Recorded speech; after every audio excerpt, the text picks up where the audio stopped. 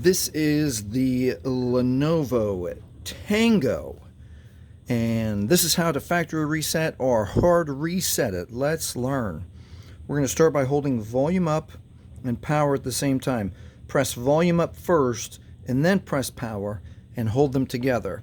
Felt the little vibration, and we should see the Lenovo screen come up, and you can let go now. And it immediately brings up the Android recovery menu, very tiny. And let's use the volume keys to scroll down to wipe data factory reset. Now we're going to push OK with power. And it wants us to confirm, wipe all user data. This cannot be undone. And with volume, we'll choose yes. And then with power, we'll press OK. And you should be able to see down here that it says data wipe is complete.